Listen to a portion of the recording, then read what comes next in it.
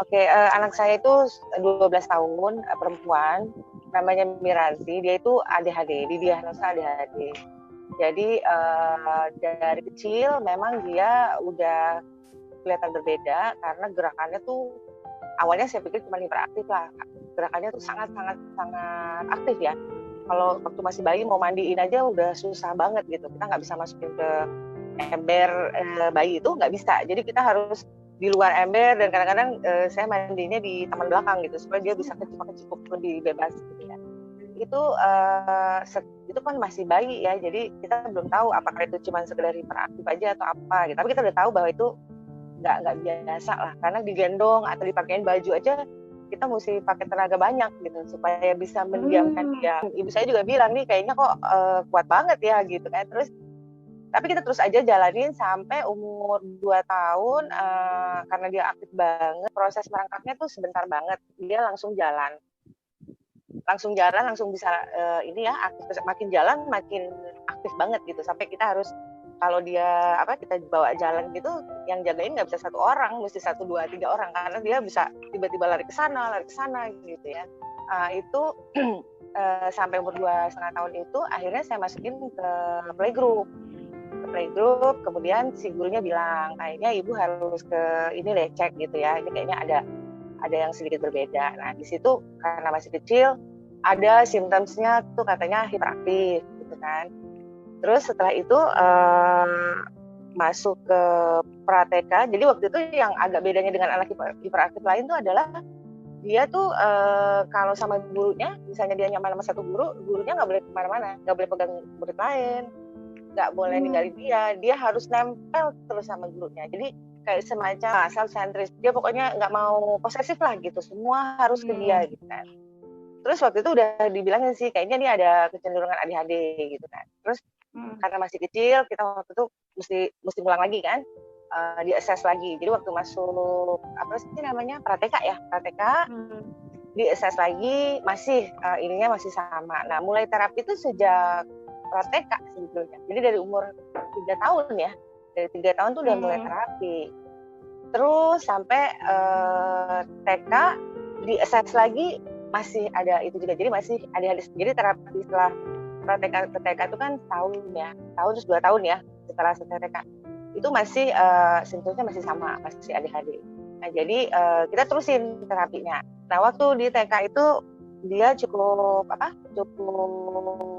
progres dengan terapi itu, dia cukup berprestasi gitu ya. Jadi bisa mengikuti, kan kalau anak ADHD itu nggak bisa berkomunikasi juga ya Mbak ya, maksudnya dia tetap muka, eye contact semua oke.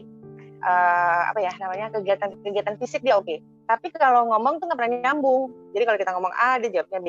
Gitu. Dia kalau mau cerita nggak pernah runut gitu. Dan untuk memahami satu sequence itu susah gitu. Misalnya gerakan tari tuh buat dia susah. Karena ngerunutnya tuh kayaknya mungkin di otaknya tuh susah banget gitu.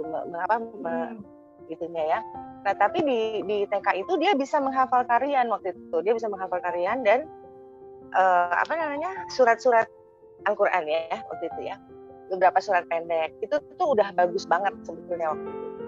Nah terus kemudian mulai challenge-nya di saya itu waktu masuk SD. Jadi waktu masuk SD beban sekolahnya tuh lebih berat, dia punya teman-teman juga lebih macam-macam gitu ya, maksudnya kan kelasnya tadinya kecil sekarang jadi besar ya. Jadi dia kemampuan sosialnya kan kurang nih gitu. Nah, cuman dari dia berubah environment gitu ya, dari TK ke SD itu rupanya dia nggak bisa cope up kayaknya. Nah, terus ada satu kejadian di mana mungkin teman-temannya nggak ngerti maksudnya dia gitu ya. Dia kan jadi kelihatannya seperti pengganggu karena dia sebetulnya temennya ngapain dia pengen ikutan gitu ya. Tapi karena gerakannya itu kasar, jadi kayaknya mau minjem jadi kayak narik gitu ya. Mau jadi kayak mukul gitu. Nah sehingga teman-temannya nggak suka gitu kan.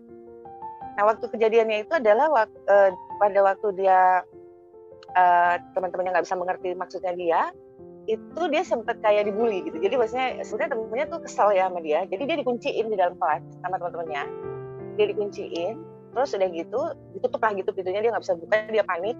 Terus pas dia buka teman-temannya itu kebetulan laki-laki semua ya, kayak pura-pura mau mukul gitu, kayak pura-pura mau mukul. Tapi rupanya kejadian itu cukup ini ya, Berbekas berimpact ya. gitu dia, karena akhirnya dia tuh punya satu pemahaman kayaknya ya. Jadi kalau saya nggak suka, saya boleh begitu sama orang gitu. Nah dari situlah meniru dia ya. meniru. Jadi karena dia merasa gitu, dia sejak itu jadi kasar, perangainya jadi kasar. Jadi gampang mukul, gampang menyerang orang gitu ya. Mungkin dia pikir itu caranya begitu. Nah saya sih waktu itu udah konsultasi sama sekolah juga, sama psikolog juga. Tapi karena pada dasarnya ADHD emang emosional ya, temperamen banget ininya ya, emosinya. Jadi itu kejadian itu jadi pemicu yang kayaknya jadi membekasnya terlalu besar gitu di dia ya. Sehingga dia tuh pemarahnya diungkapkannya nggak cuma pakai kata-kata, jadi pakai fisik juga gitu. Nggak salah, sekilas saya tahu juga bahwa sampai usia berapa ya belum bisa membaca ya? Iya nggak bisa. Jadi itu sampai usia berapa jadi tuh?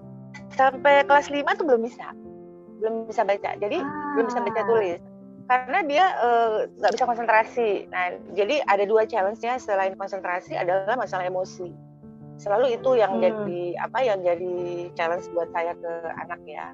Balik ke emosi tadi, sebetulnya saya juga coba beberapa cara ya untuk meredam emosinya, selain diet makanan juga. Saya juga coba terapi musik, karena di waktu itu disarankan pakai terapi musik supaya dia lebih tenang dan lebih calm gitu ya kalau menghadapi situasi-situasi dia gitu. Nah dari kelas berapa ya? Dari kelas 3 kali saya mulai itu. Tapi memang progresnya nggak terlalu impactful gitu ya waktu itu.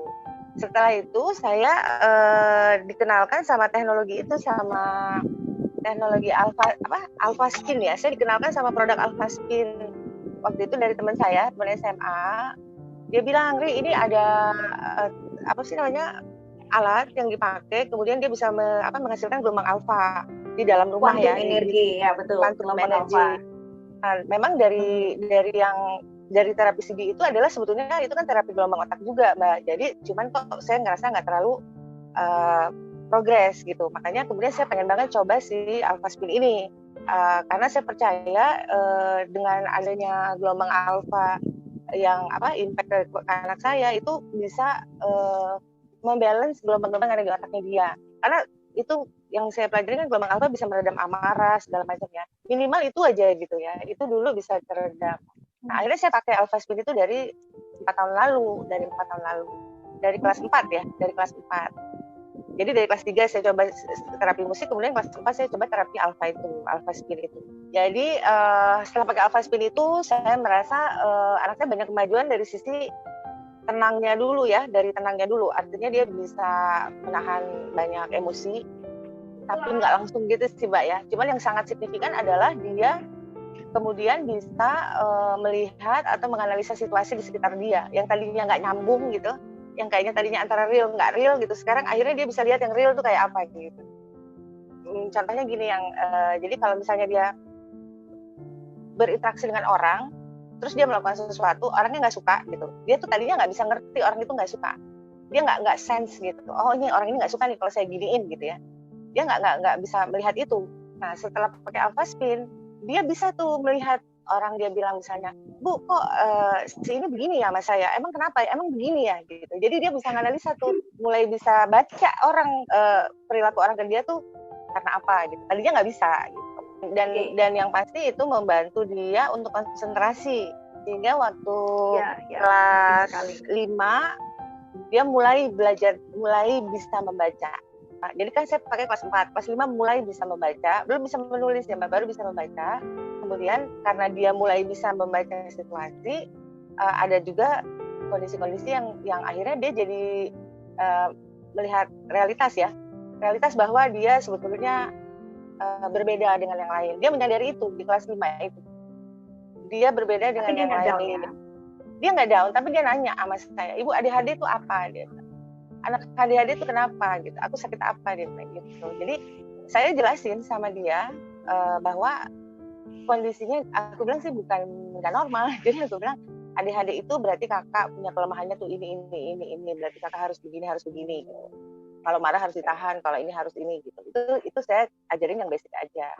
Ada satu kejadian tuh bahwa dia pada satu titik dia tidak mau sekolah itu di kelas 5 itu, padahal dia lagi progres.